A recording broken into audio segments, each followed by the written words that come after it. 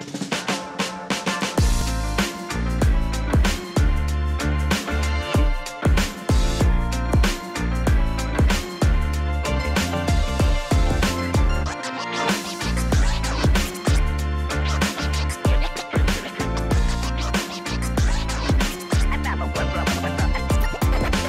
and welcome to the very first episode of Film Spill, a movie night podcast. With your hosts, Chelsea and Jackie. Yes. I'm so excited that we finally got to do this podcast together. Yeah, both of us have wanted to do a podcast independently for a very long time. I'm a huge podcast listener and Chelsea is too. So yeah, just such a dream to have this little show. Yeah, I'm excited for people to get to know who we are, get to, listen to us whenever they feel like it. We're going to be on all streaming platforms. That is the goal here.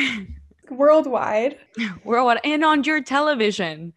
We just haven't gotten there yet. Can't you put Spotify on your TV now?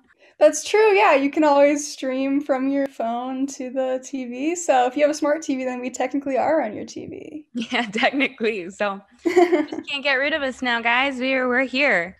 We definitely wanted to create a platform where women are able to speak about film, and that is our whole purpose here actually, is to have a voice for women and provide this opportunity to get other women's opinions and their experiences, talk about movies that are directed, produced, and written by women.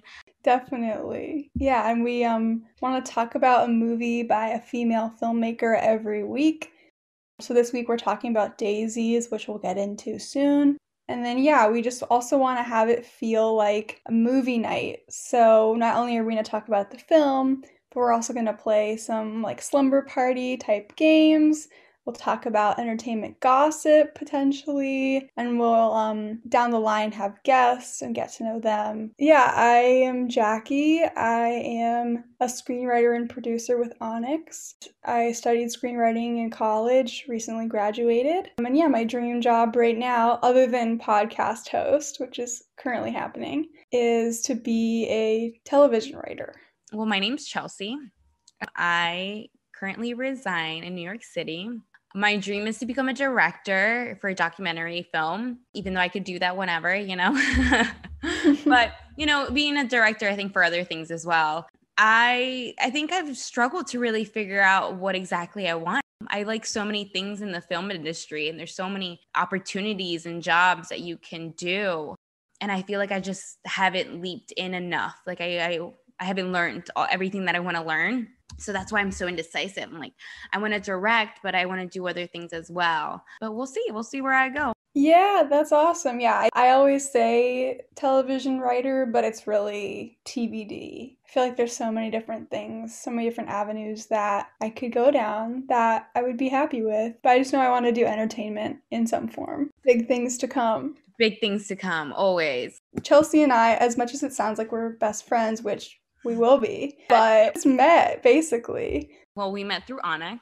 We both joined the producer team. I wanted to get more involved and wanted more practice experience on producing. And so, joined the team, got to meet Jackie. And I've been wanting to do a podcast for some time now that focuses on women filmmakers. I brought this idea up to the founder of Onyx. And, she sent out the email. Jackie reached back out to me. And then the rest is history. I was so excited. I was like, oh my God, this is a sign. I have to take it, because I've been thinking about making a podcast, but didn't really know what I wanted it to be, and didn't have a co-host, and I didn't want to force somebody to be in a podcast with me. So Chelsea's offer was amazing. I think this would be a great opportunity for us to both do something that we wanted to do. Our signs really go together. I mean, if you weren't a Sagittarius, I don't know where we would be right now. Written in the stars. Yeah, I guess we'll talk about that later, because we're going to have Jordan on the next episode. We'll get into some astrology with her, because I don't know anything. Are we ready for Never Have I Ever? Let's do it. I'm ready. Okay. maybe 5 or so Never Have I Ever about us, but we haven't told the other one what they are, so it'll be a little surprise. And then the loser, whoever has done the most, which seems like counterintuitive, but that's how Never Have I Ever usually works. Whoever has done the most things at the end has to fess up about a problematic fave of theirs. So, like a movie, a show, a famous person that you're like, I know I probably shouldn't like this, but I do anyway. So, never have I ever watched a horror movie by myself because I am a little scaredy cat. I have done that. So yeah, I have watched horror Okay. movies. I hear some like crazy shit that happens to people who like watch scary movies or like leave it on. Did you hear about The Conjuring? Things that were happening to people after they watched The Conjuring, the second one. Things that were happening to them on No. set. Yes. It was like I all over hate TikTok. it. I just don't want to mess with anything. Like, I don't even know what I believe in, but I don't, even if, like, on the off chance that anything does exist, I don't want to mess it up. I'm like, okay, ghost, like, we can just chill. Like, I'm not gonna hurt you. I'm not trying to get in contact with you, but I'm also not trying to, like, hurt you or anything. Just Yeah. don't, please I just don't don't want you to bother come me. out. Just stay where you are. Yeah, we can stay in our own little lanes and it'll all be good. Like, oh man. Never have I ever left a set early. So like been working on set and left early. You know what? I've only ever worked on one set because I'm a writer, and this set was for like a production class. So I don't know if I put a finger down or not because I think they told us to leave early because they were like, "You're not doing anything," basically. Or we had been out in the rain, like protecting because I was doing production design, and so we had been like out in the rain trying to protect this outdoor setup, and we had to like rearrange stuff multiple times. And so they were like, clearly you guys are really tired. We're just going to send you home. So I guess I will put a finger down.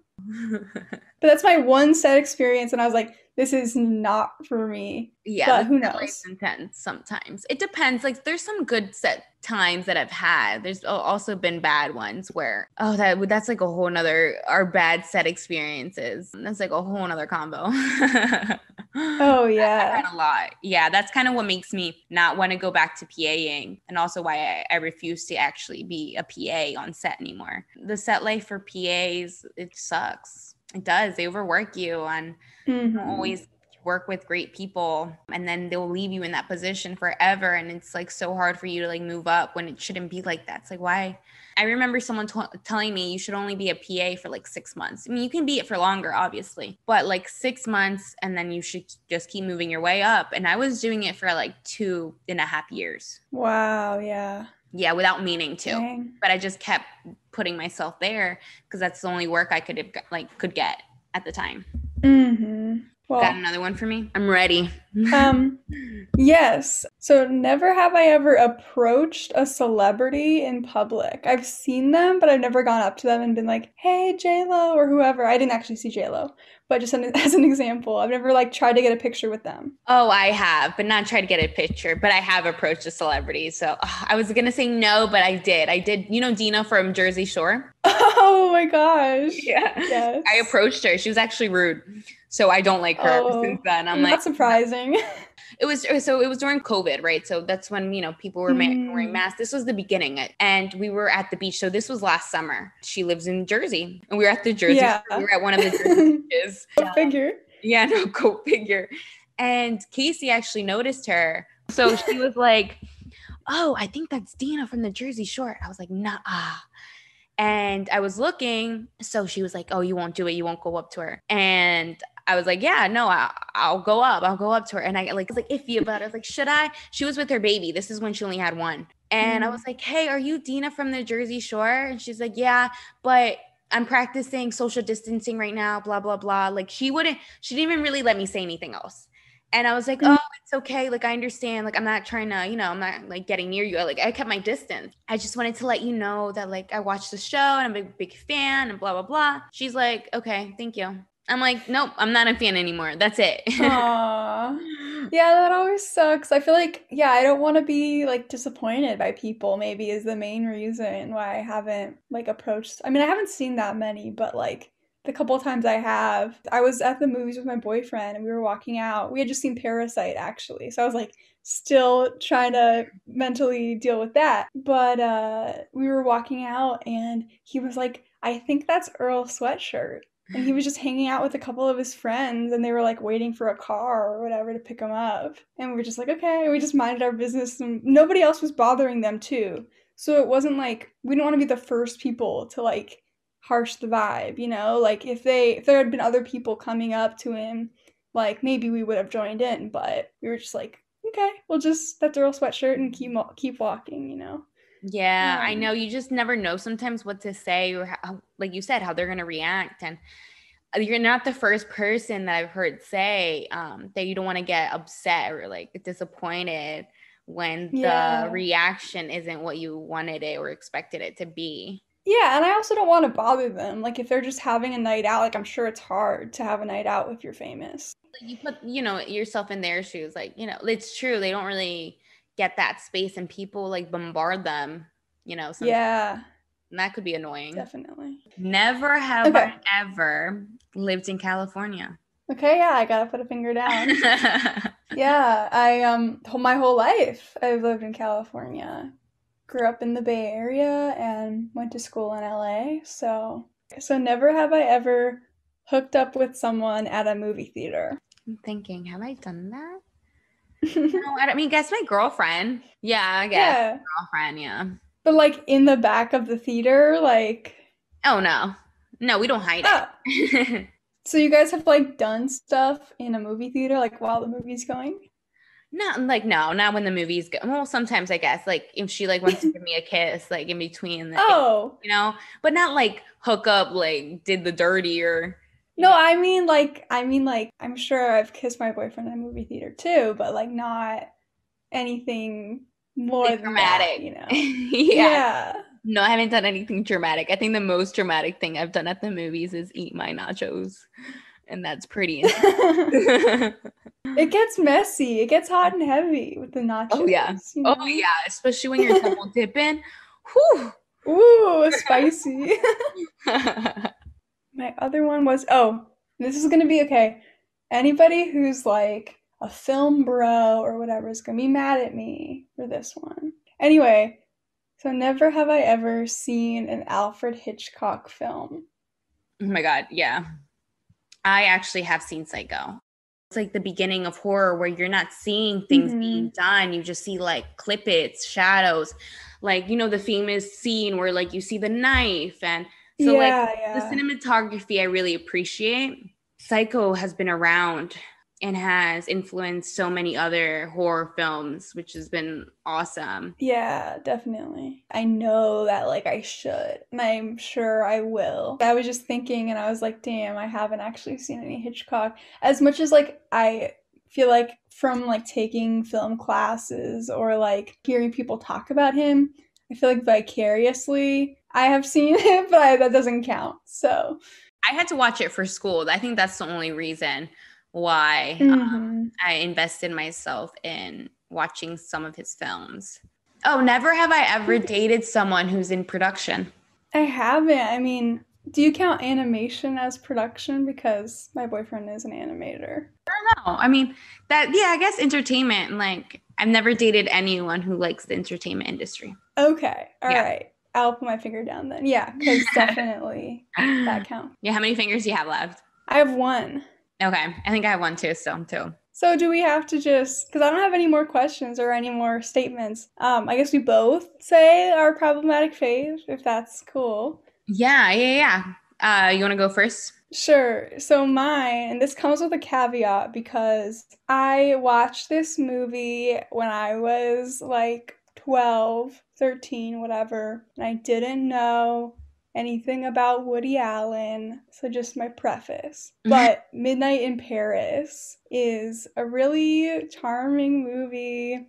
And then I learned about Woody Allen and I was like, oh my God, I don't know. Like, About his whole daughter, how he's like with her oh, now. yeah, the Yeah. stepdaughter or whatever, and just allegations of like harassment and assault. So, anyway, that is my problematic fave because I really do like that movie and I watched it before I even knew anything about Woody Allen. And I feel that. Yeah, I know I mean, in my opinion, I think it's just weird the fact that you would start a relationship with someone that you adopted. You know, it's like creepy. it's definitely fucking creepy. Mine is a movie that I don't think I should like, but I do like, and a person. I have a movie and a person. Okay. So movie is Sausage Party.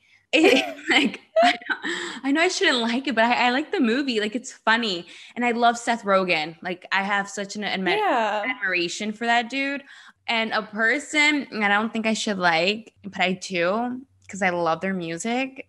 Is Kanye West. Oh, yeah, that's a classic problematic fave. Yes, Yeah. Kanye. He's also my problematic fave.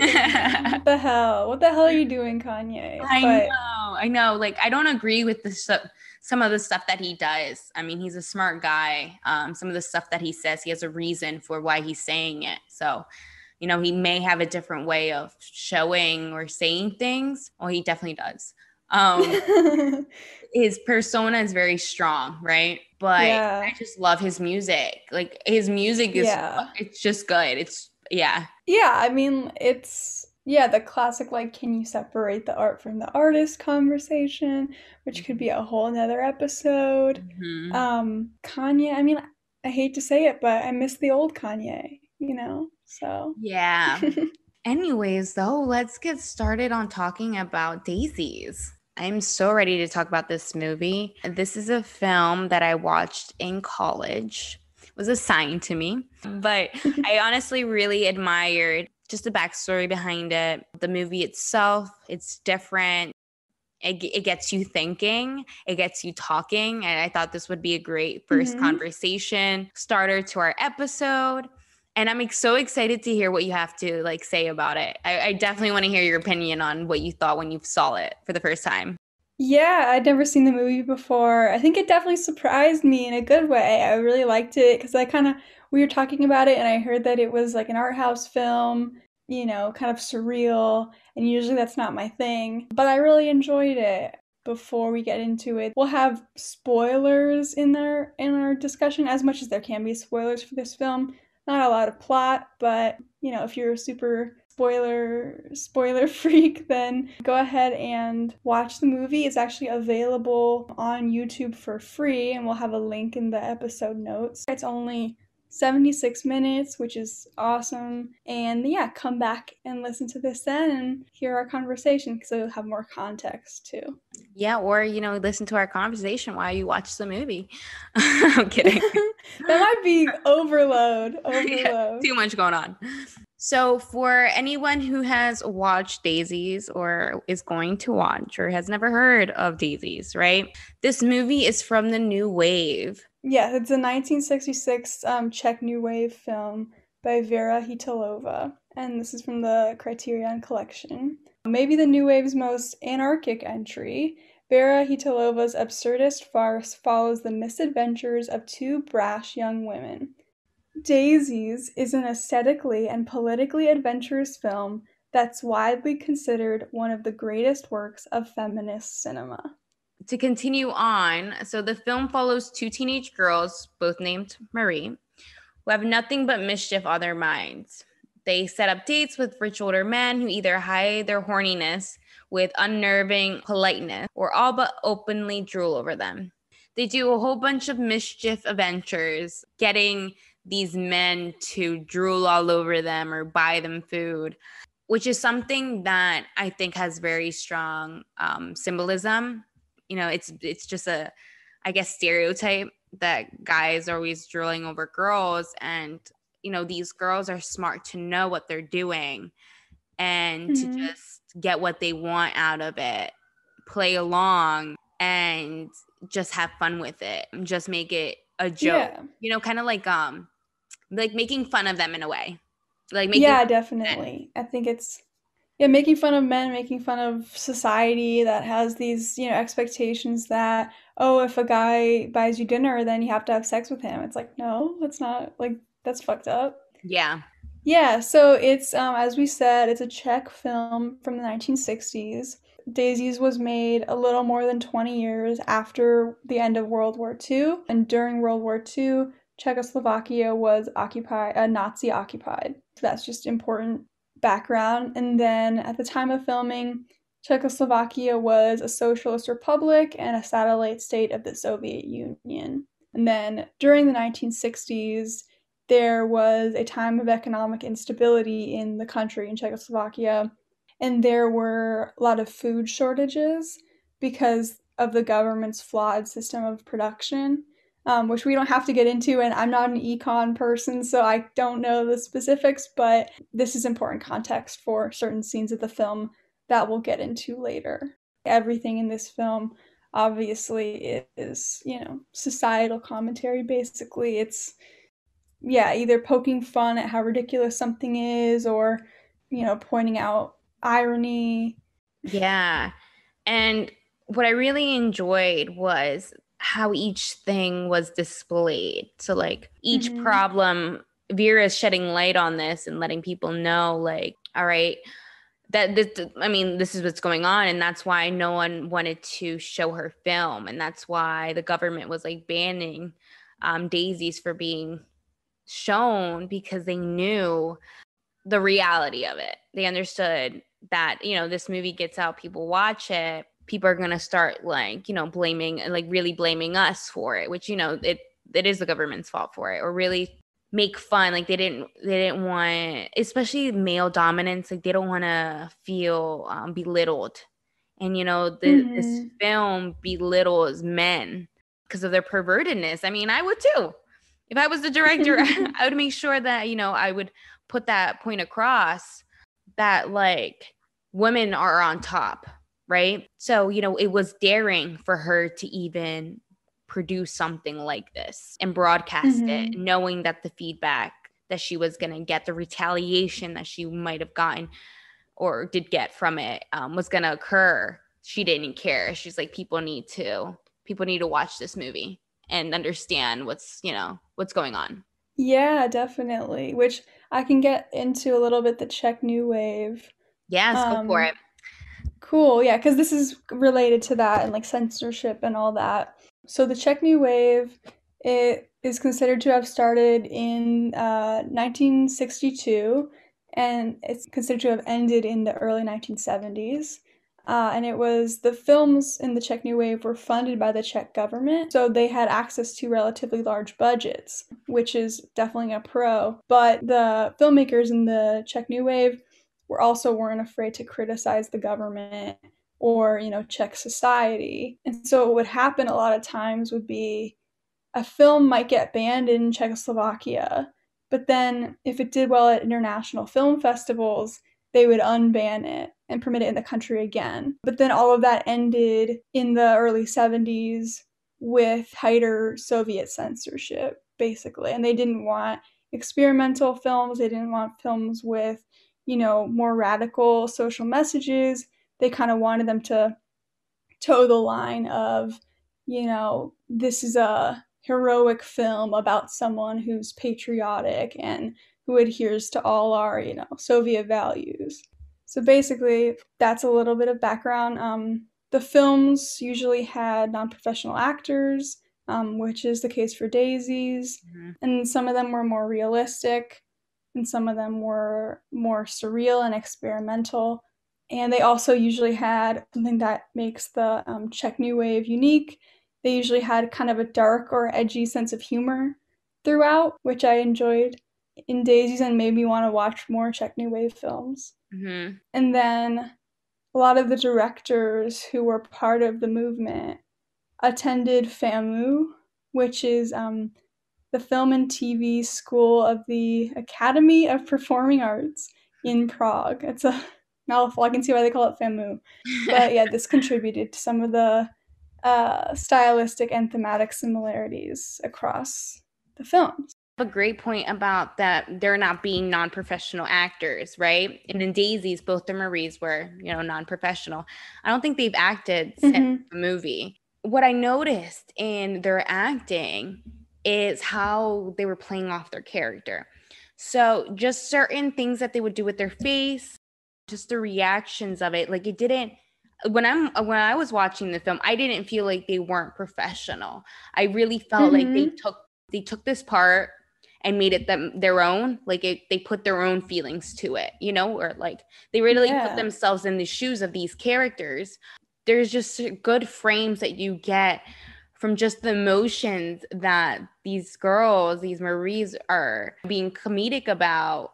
And it just really, they make the movie. They really do. Casting is such a big part, making films or television shows, and people don't realize how important it is to cast certain people for your parts. Not everyone is meant to do the part. And I feel like if she would have casted any other person for Marie, that I don't think it would have been as good as it was. It's a classic. It literally, they do such a great job. I wish I could meet these people. These Yeah. Yeah, they seem so interesting. Like, I wonder what they're like in real life because obviously their characters are like a very, I guess, amped up version of certain, stereotypes or kind of they have this like surreal air about them. Both of them kind of seem like they're in a trance a little bit, is kind of the feeling I got. So I'm sure that's not like what they were like as real people. But it was a very interesting kind of like, I guess, approach to the roles. And then I'm sure Vera had a role in directing them and kind of getting that across. So yeah, the way that she directed them to move with the music and how they were just moving, a lot of thought put into like movement, into sound, into the cinematography, into the frames. Like it just inspires me to create a film like that. Like just take whatever was going on during this time, like the influences, and use it in like modern day. And she, and especially back in the day, it's like, how did you do that? How do you think about what shot is going to resemble what, or like what point you wanted to get across, or just like creating these scenes that are just so different. Yeah, and every frame from what, I'm obviously not like a cinematographer. I don't really know too much, but every frame was, in my eyes, really beautiful, very purposeful, and like every like almost every still you would take of the movie could itself be like a really cool photograph or a really cool collage or something. Like the color scheme in the field and their wardrobe too. And how the Marie was, had her flower crown. It's just those little things, those little pieces of the movie really capture your attention because you see it throughout. You see her with her crown throughout, or you see each frame, like how each frame is different from the other frame, like the colors, how the colors were changing. Or how there were silent parts of the movie where you weren't hearing anything. You were just seeing action, but you already knew what was going on. And it was funny. It was just funny to see what they were doing and how they were acting. Yeah, no, and I was thinking like it'd be super pretentious, but like if you had like a friend or whatever and you wanted to be Marie and Marie from For Daisies for Halloween. Oh my Halloween. God, I've been wanting to do that. I swear to God. Like, and people be like, "Who the fuck are you?" And you'd be like, "We're the Maries from Daisies." No, but yeah. They gotta watch the movie, obviously, if they don't recognize. But there's just something about their presentation, and there's a little bit of a conversation in the, from what I've been reading about the film and everything about the two characters and how they kind of present like the kind of two different boxes that women are put into, or like, like the Madonna horror complex thing. I don't know if you've heard of that. But like, so the Marie who's in white with the flower crown is more the Madonna, like the virgin, the child, and then the Marie who is in the dark colors is more the, I guess, whore. I don't want to use that word, but she's more sexual and is a little bit more like grown up, I guess. Mhm. So, but I think having them be friends and having them both kind of go against societal norms and both like trick men and stuff really kind of subverts those stereotypes or those boxes that women are put into, which I think is super powerful. Yeah, because if you think about it, maybe not as much now, but women are still put into these roles or these stereotypes in shows or movies. And you don't really see it. You don't see it until it's pointed out to you, right? Because it's just something that we've always watched or we've always seen. Like what types of jobs these women work or like what they do. And it's usually the guy who's like the man of the household, and you know what I mean? It's just these stereotypes and that are engraved in us now because we've seen it, we've heard of it growing up. So it's a big step to kind of take a step back and see, oh no, this is wrong, especially when it comes to like gender or race.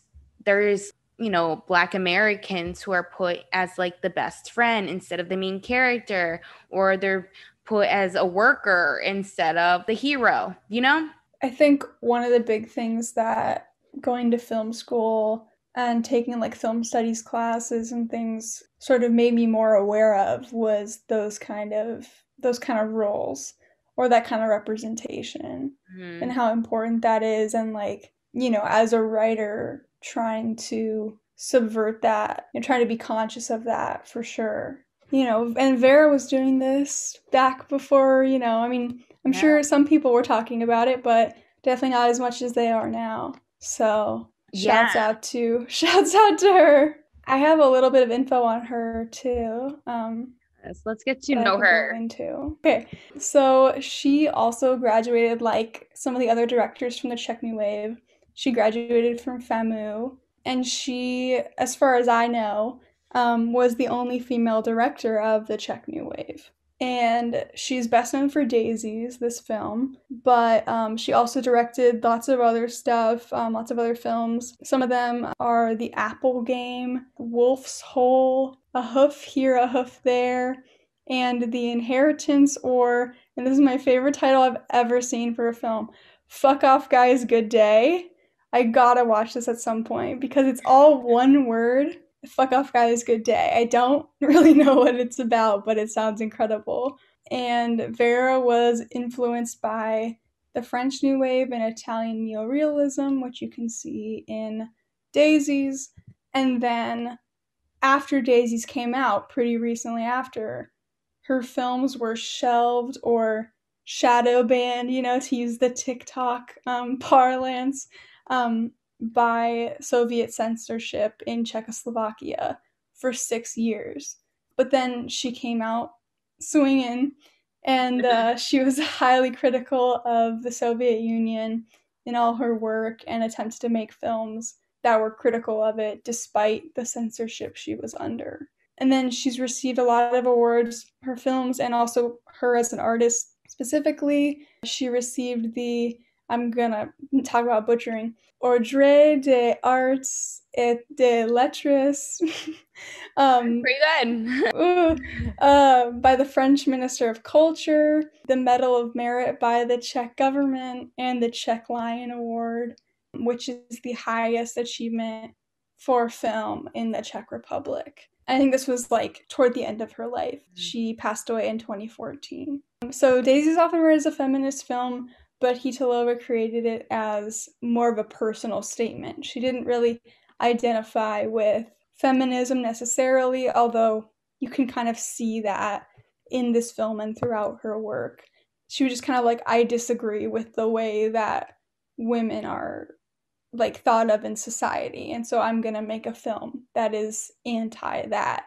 Which, like, if that's not feminist, I don't know what is. Well, I think she did an amazing job of really putting out a piece that is continued throughout generations. This is a film that will, I feel like, inspire people. I watched this movie for the first time like 2 years ago, and I still consider it one of my favorites because I'm also a big believer on when you rewatch something and you really pay attention to it, you're going to get something different. What I really admired, what I got from it this time around compared to last time, and the whole transitions and the different transitions that it had, they were really unique. Like the rose transition, there's leaves, apples, and you do have like this trippy feeling. And especially there's a part where she's in the field and she jumps and she's like somewhere else, right? It's like those transitions between settings too kind of remind me of like TikTok with these like transitions. I think she did it wonderfully. Came out really well. I like that. I would love to do that for a film. Have a transition like that from like a field to like a bed or just like a different setting. I don't know why I've never thought of that. Yeah, it's not, I mean, I think that's something you get with surrealism, right? Where you're not held to the, like, okay, they have to, if the character is going from here to there, then we have to see them in the one place and see them in the next place. Like, surrealism, you can kind of just, I mean, obviously, she had a reason for doing it this way, which we can get into, but you can just cut from one scene to another without much, like, narrative reason. Or, I guess maybe not, maybe that's not the right way to phrase it, but you know what I mean. Something, can be more abrupt. And I think there was a lot of like hectic editing that went on, that made gave the film this certain kind of energy. But one of the opening scenes, they're in front of this apple tree and they're doing a little dance. Mm-hmm. And then I think one of them eats an apple and then they cut to, I think, their apartment. And what people have said about that scene is that it represents like the Garden of Eden. And then because they're talking about, so there's this idea throughout the film that they repeat about how the world's gone bad. And so they have to, or they, okay, if the world's bad, then let's just do whatever we want type of thing. And so like eating the apple and like original sin, that's kind of how they introduce the film. But I think it's very like tongue in cheek, Mm-hmm. But yeah, because I don't.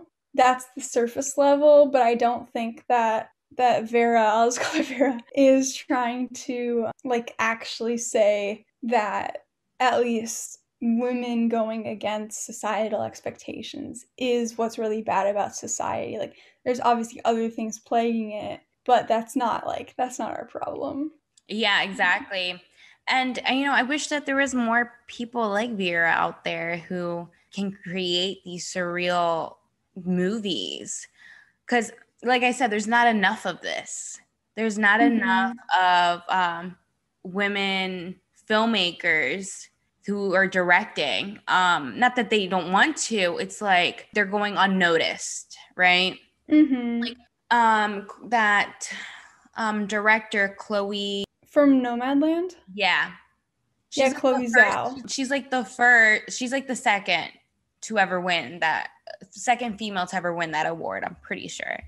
Yeah, best director. Which blows my mind because it's 2021 and there's Yeah. only 2 females who've won best director. That just is mind blowing. So I wonder how many other films are being made by female filmmakers who are going unnoticed. Like this Yeah. could have been unnoticed, but she really fought. She fought for her movie to be shown. She didn't bow down to anyone. And that was 6 years, 6 years of her fighting for her movie to be shown. So it's like the same thing. I feel like not saying everyone, but sometimes there's that discouragement to not follow through with something because you just get a bad reaction from it. Some people just care so much about other people's opinions and their viewpoints. But what I've honestly learned for multiple directors is to not care. Like, don't care what anyone has to say. It's your work. It's like us as filmmakers, we're artists and people don't see us like that. Like, there's so much that goes into it, so much thought, planning. And, we create this art that's shown in just motion because all it is, it's just like a picture in motion. That's what film is. That's what it started off. They didn't have film like it was today. There were still images just being taken rapidly that created these little short videos, these short clips. And that's how they created video cameras and all that stuff, right? So I forget what I was talking about. Yeah, just yeah, it does always make you wonder, like, what's not being, what are we not seeing? What's not being, what women are out there making art that we don't even know about yet. And I do think to some extent, like, it's gotten better, but definitely not like quick enough, or we definitely still have so far to go. Yeah. Um, yeah, just in terms of like, I'd never seen and I'm sure there's more out there, obviously, but I'd never watched a like art house film by a woman. And I think usually with art house films, I'm like, oh, this is like weird, this is pretentious, like it's just not for me. But because it was made by a woman, like I have to say, I was more willing to give her a chance. And I'm so glad I did because I really love this film. Yeah. We gotta support each other. I think, we are just like a team. I think women are, we should create this like team of like girl power where Hmm. we just stick by each other and just support each other, and not be so mean to each other. I'm not saying that every woman out there is like rude, because I mean, that's not the case. But I think sometimes there's not, like, I don't know if you've ever heard the saying or the term, like, girls are catty, or girls like, Hmm. it's like the jealousy, or they don't want you to succeed, or all this stuff. But filmmaking, I feel like when I started filmmaking and just the community of female filmmakers, all I've ever felt is supported. Yeah. So that's why I really appreciate about the film industry, is that I feel like us women really support each other. Maybe not in all platforms. I mean, in other, jobs or workplaces, maybe that's not the case, But what I've seen in film is that like we support each other. I might be Yeah, because wrong. no, like, I mean, that's been my experience as well. Not super experienced quite yet, but like, yeah, a lot of I mean, obviously with Onyx, that's one great example. But I think there's this kind of attitude, like, we all know that it's going to be tougher for us to make it than it is for men, just because of our gender and because of society. And so I think women, have recognized that based on their own experiences and based on hearing stories from their friends and everything like that. And so there is this attitude that, like, if one of us does make it, we have to help out everybody else, Hmm. and like, or like we have to work together because together we're stronger. Yeah. Um, you know, just keep on thinking about Vera, but she paved the way for a lot of that. She was the only female director in the Czech New Wave. I'm sure that wasn't easy. Yeah, I know. Um, so, because they didn't like hearing like non-Soviet propaganda basically from men, imagine how they felt hearing it from a woman. Hmm. So, They tried to shut women up, especially like I said, back in that time period. They didn't care about what women had to say. They just thought women were meant to be used as housewives mhm. or as property, when no, we we can do what you can do. We can do anything that we want to. Why has society made it seem that girls are weaker, girls need the support of a man, when that's not the case whatsoever? And it's just history. It's just what's been engraved in people's heads. Like, I know, there's like I know my parents are like very old fashioned and very like traditional. And like my dad, grew up where the woman is the head of the household, and she's supposed to cook and clean, for the man, and there's supposed to already be like dinner on the table, and just like that kind of stuff. Like they do everything in the household, and the guy just works. It's like, no, they can do housework too. Why not? Like a Yeah. woman can work too. Like, why is it that we have to stay home, take care of the kids? Like, no, that shouldn't be a role that's just put on us just because we're the mother? Yeah, I feel very lucky that I grew up with both my parents worked full time and they also both fully shared stuff, doing stuff around the house and caring for me. And I feel like that set a really good example for me. And like in my, future relationship, future family, whatever, I want to have that as well because that just was the healthiest way, I think. Not to say like there can't be certain, whatever works for people. If one partner wants to work full time and the other one wants to take care of the house or the kids full time, regardless of gender, go for it if that's what you like, if that's what works for you. But that shouldn't be the only way that we can live. Yeah, exactly. I want to talk about, like, I mean, I guess we talked about this somewhat, but I think the way that Vera portrays the Maries in this film is refreshing and revolutionary in a way, especially for the time period, because we see women like being goofy. Like, they're basically in some of these scenes, it's like Three Stooges slapstick kind of stuff, which I loved. And we don't see a lot of that. I mean, I was thinking of Lucille Ball, and obviously there's, female comedians now, but that type of like physical comedy is not usually something that we see women doing.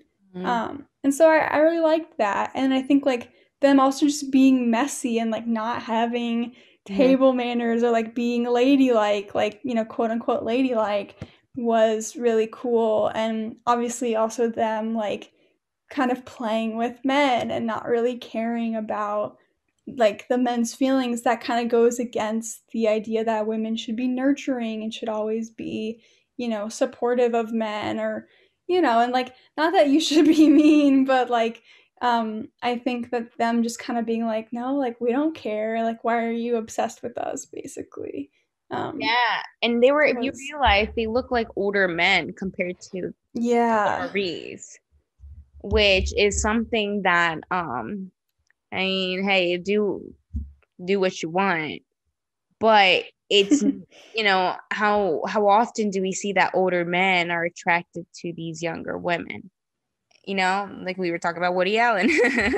Oh God, yeah. um and she displayed that in the movie, how perverted men, especially older men, can be when they see young women. Yeah, I was thinking back on like, I guess I have, but a lot of the time, at different jobs I've worked at or just experiences I've had, any of my interactions with like, you know, men who are like 60 plus, I guess I want to say, have been really like strange and very like, there's like a sexual undertone that I am not cool with.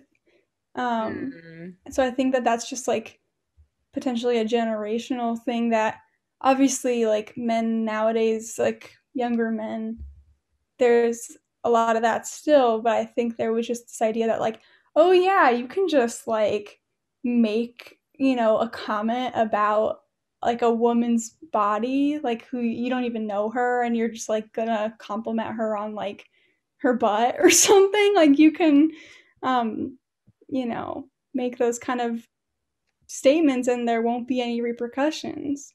Um, so anyway, again going on a tangent. No, no. But yeah, and I think like them tricking the older men into leaving without them is also like a form of rebellion and kind of like a example of female autonomy. Mhm. Um and like using the men's assumptions against them, basically. Mhm.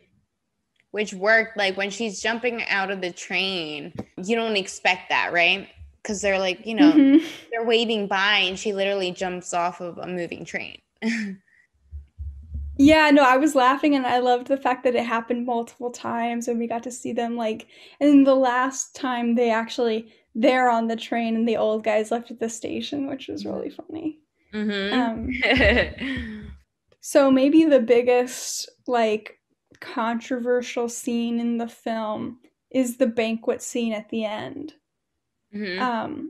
So the Maries are like wandering around this like factory or warehouse, and they stumble upon, and it's very surreal because there wouldn't be like a huge fancy banquet hall in the middle of a warehouse, but there is in this building. And so the Maries find this big banquet hall with all this food, and they decide first to like have a feast, and then it kind of turns into a food fight or like them stomping on the food. And yeah, like I didn't really think too much of it. I was just like, oh, like that's kind of fun, like, you know, women being messy and like not adhering to what you'd expect at like a fancy banquet. But when I researched a little bit about the Czech Republic, the fact that there was food shortages, which we mentioned before at the time, made that like really controversial and was one of the main reasons cited for Chytilova being banned from filmmaking. Mm-hmm. Well, like I said, it was like, it was something that was so severe that, like, for instance, the pandemic, right? People have started to make like movies and everything, or like they make parodies because, you know, this was something so traumatic that's happened. And it's like, you're going to go back and remember what part of history that was, right? So I'm sure when they were watching this, they knew like, all right, this is this food shortage is going to go down in history, right? Everyone's going to remember this. So, you know what I mean? I feel like it's a piece of history that she wanted to show and to keep there. People would talk about it.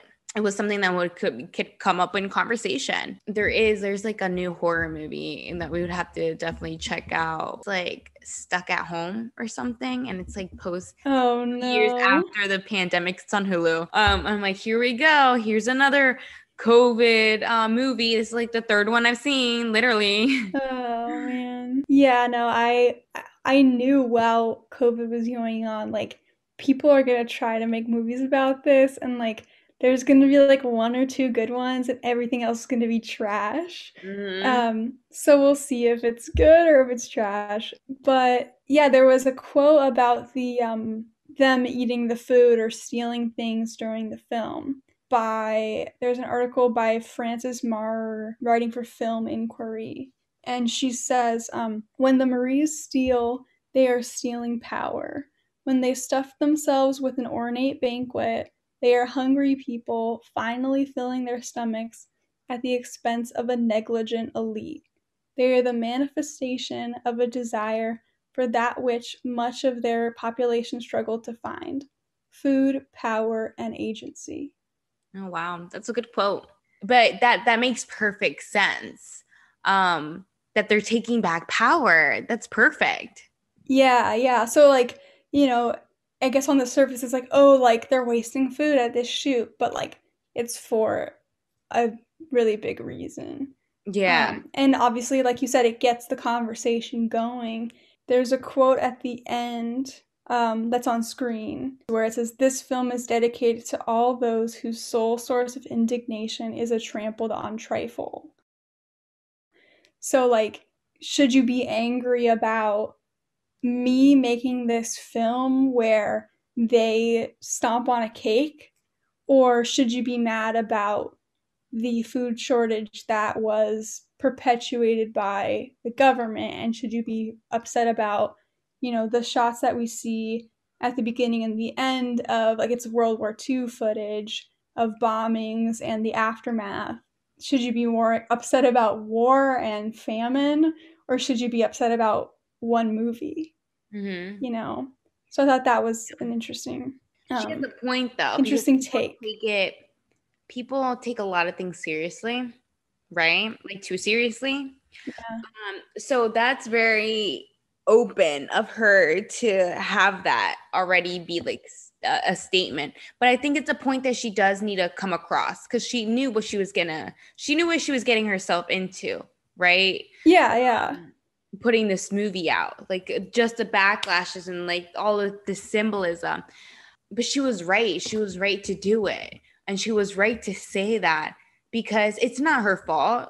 You know, she's showing you what's a part of history. Like I said, you can take it like a grain of salt or you can reject it and criticize it. But, you know, you shouldn't waste your time criticizing it when there's other things that you should be worrying about. But that's such a good quote for just anything. Like, don't take things so seriously. There's other things that you should be Yeah. worrying about, right? And also, like, don't be worried about things that don't matter. This film, it was already produced, it was already made. There's nothing you can do about it. Right. The food shortage, you could do something about it if it's continuously happening. Right. Yeah, it's like, yeah, purposefully provoking that conversation. I just thought about this, and like as much as as much as I despise the like whole phrase cancel culture, because I think there's a literally broad spectrum of like somebody saying one bad thing in a tweet versus like someone being accused of sexual assault. Like that's a huge gamut of things. And we use cancel culture to describe all of it. But I guess what I'm talking about is more the tweets or more the like one little action, right? And so I think she is in a way kind of commenting on like don't get upset over that. Like don't just put all your energy into like I'm gonna, make a whole Twitter thread about how this person should be canceled because they said one wrong thing. Mm-hmm. Like as much as we should hold people accountable, we shouldn't, spend all our energy on that when there's so many other things going on in the world that are affecting millions of people that we could actually educate ourselves on and help to end. Mm-hmm. Um, and just because people, like, I think they use cancel culture kind of as a way to feel righteous about something because they're frustrated that they can't make a change with bigger issues.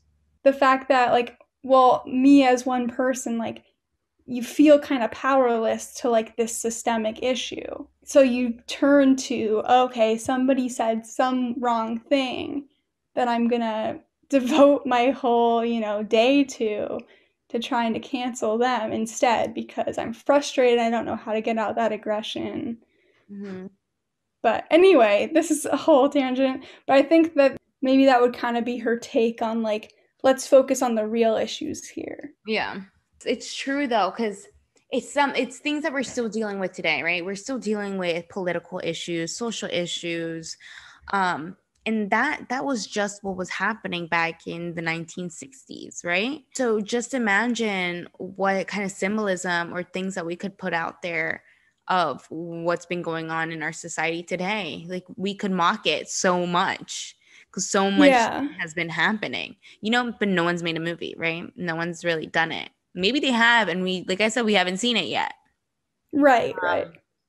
But I mean, I think it's a good way to, have your movie to be part of history, because, it has a lot to say, but also to start, like I said, start a conversation, start a real conversation about these issues instead of forgetting what the real issue is. Yeah, kind of the person who, did one wrong thing is not the enemy. It's maybe the system that allows that behavior to go unchecked or to happen in the first place. Mm-hmm. Yeah, exactly. She was just shedding light. And she was like, she was really putting herself out there. Like I said, this is like a one of a kind movie. And there's so much to talk about with it, like we've been talking about this for like an hour. Yeah. Like just like the length of the movie. But it's an inspiration. I would love to be able to create something that talks about these social issues, this inequality, and do it in a way like Vera did, where, it's not just bluntly shown, it's like the symbolism. It's like really thinking about the symbolism and how you're going to use it to effectively capture the attention of your audience. I feel like that's like really Yeah. hard to do, to really get your point across. And she did a perfect job. Yeah, and she does it so succinctly, and I felt like I was watching magic, basically. Okay, I had one more little note thinking about the scene after they like trash the banquet hall and you see them like trying to set the table again, but all the plates and the glasses are broken. But the Maries, they sit on the table after that, after they've said it, and they're like, we're happy, like everything's back to normal. And I think this was a commentary on like reflecting on the idea that society can't be fully put back together after war or after some horrific event. Like, we could talk about COVID, but people will try to put the pieces back together and act like it never happened. Mm-hmm. But we're still eating off broken plates. And so after that scene, there's a line of text on the screen that says, "Is there any way to mend what's been destroyed?" And like that idea of, is there any way to put back society to the way it was? I don't think so. I think the answer is no. Yeah. But I also think that she's saying the way she's portraying women and kind of how she wishes the world could be is that because we've had all this tragedy and we've had this awful situation, it's giving us almost an opportunity to start something different. Like, we don't have to take the pieces we used to have and try to put them back together. We can create something new, which I thought was really powerful. That is a real, and it's a great way to end it, because obviously you can't put back the pieces once something's been broken, right? That's like with anything. You can find something new. And, with this whole pandemic, it's like, we're trying to rebuild ourselves right now, like the whole economy, people are going back to work, we're building back like businesses. And, I don't know what effective ways are working for people. I just know that things are just not going to be the same. Like, and like masks, like, are we going to be wearing masks for like ever? It's like, what are we going to change going forward now? Because we can't use the same shit that we were using before, because obviously like we got here for a reason, right? We have to come up with something new. Like, there has to be like newer ways to effectively rebuild this country. And we're not there yet. And I was hoping with this election, and especially with COVID dying down, like knock on wood, that you would start feeling a change, seeing a change, but it's just like, no. So thank you all for listening. This has been great. This has been a great first episode, and I'm so excited to keep releasing out episodes of just our film talks and our spills. And this has been Film Spill, a movie night podcast. Don't forget to follow us on Instagram at Film Spill Pod. Special thanks to Onyx Films for promoting us. You can check out Onyx's other projects, including some of our short films, at onyx/films.com. And yeah, we'll be back next week with Onyx's founder, Jordan Pfeiffer, to discuss one of her favorite films. So watch out for that. And the editing was done by lovely Miss Chelsea. And the cover art is by me, Jackie. Until then, guys, I hope you watch Daisies. Let us know what you think. If you guys have other comments to share that we didn't mention or we didn't bring up, we'd love to hear what you have to say. Yeah, we'd love to hear what you think. This movie is such a conversation starter, as we talked about. So let us know. You can DM us on Instagram or comment on our posts with your thoughts on the film. You can also recommend us films. If we have yet to talk about a film that you really want us to talk about, please recommend it, because we will watch it and talk about it. Yes, for sure. Bye, guys. Bye. See you next week.